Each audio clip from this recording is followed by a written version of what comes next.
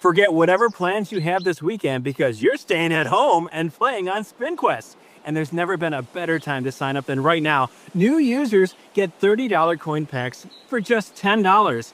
All the table games you love, with hundreds of slot games and real cash prizes. That's at spinquest.com. SPINQUEST.com. SpinQuest is a free-to-play social casino. Void where prohibited. Visit spinquest.com for more details. This is Optimal Relationships Daily: How to Create a Chore and Reward System for Kids by Andy Hill of MarriageKidsAndMoney.com. This month, my goal is to get my daughter Zoe focused on helping out more around the house. I remember when I was a kid, we had a chore chart list, and if I completed all of my tasks, I would get an allowance. It helped me correlate hard work with reward. I want to do the same thing for Zoe.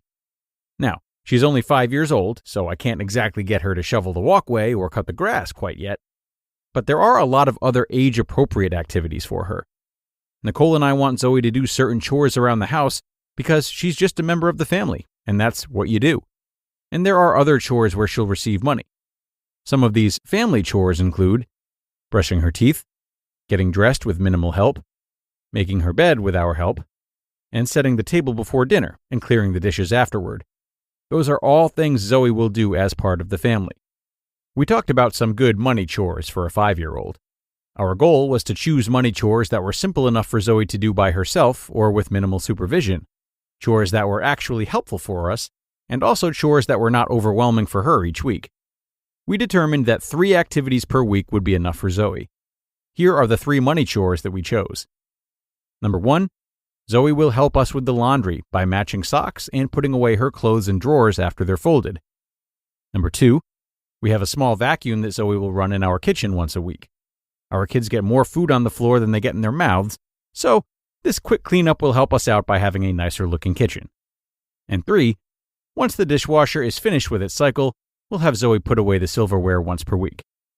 When Zoe completes one of these tasks, we're going to give her $1.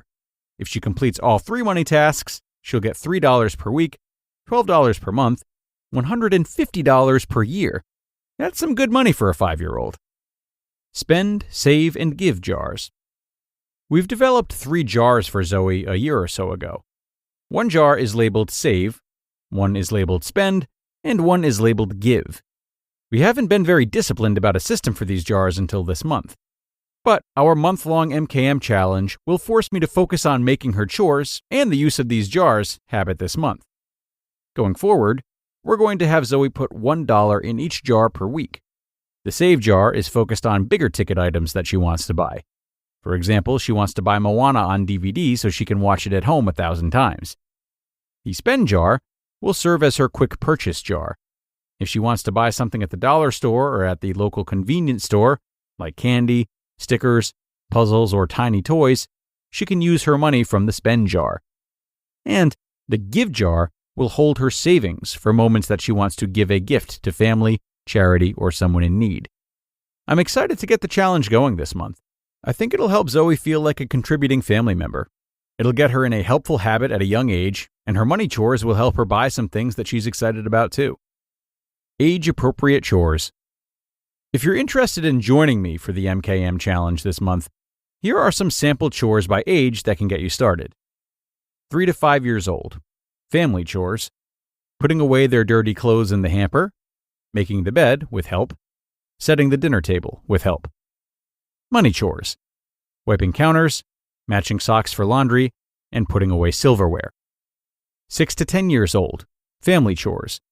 Getting dressed without help, making the bed every day, and emptying garbage from around the house. Money chores, cleaning the bathroom, washing the car, and vacuuming. 11 to 13 years old, family chores. Take garbage to the street weekly, putting away their own laundry, feeding pets and filling water bowls. Money chores, helping with yard work, raking leaves, shoveling snow. 14 to 18 years old, family chores. Learning to do their own laundry, cleaning their own bathroom, and cleaning their own room. Money chores, cutting the lawn, weeding, and babysitting younger siblings. This list will hopefully get your mind cranking on where your kids can help out around the house. Here are 5 steps for success when it comes to getting your kids into the habit of chores. Number 1, determine what chores your kids should be paid for and what chores they should do as a member of the family. Number 2, create those 3 jars that we spoke about: save, spend, and give. We use some clear mason jars instead of a piggy bank so Zoe can physically see her money grow. It'll hopefully encourage her to earn more and help out more. Number 3, when the chore is done, inspect their work to make sure they did it right. This isn't so you can be a slave driver. It's more so they know you're engaged and that you care about the hard work they did for the family. Number 4, make a big deal about it when they're done. This is the time for hugs, kisses, and big compliments.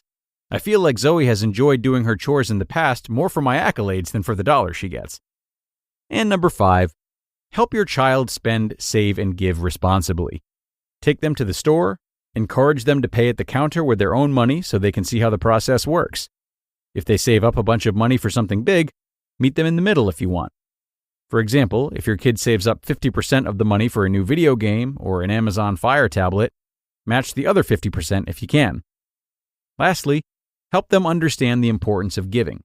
If they buy a gift with their money, be sure that they are the ones that physically give it so that they can experience the joy that comes from giving. You just listened to the post titled, How to Create a Chore and Reward System for Kids by Andy Hill of marriagekidsandmoney.com.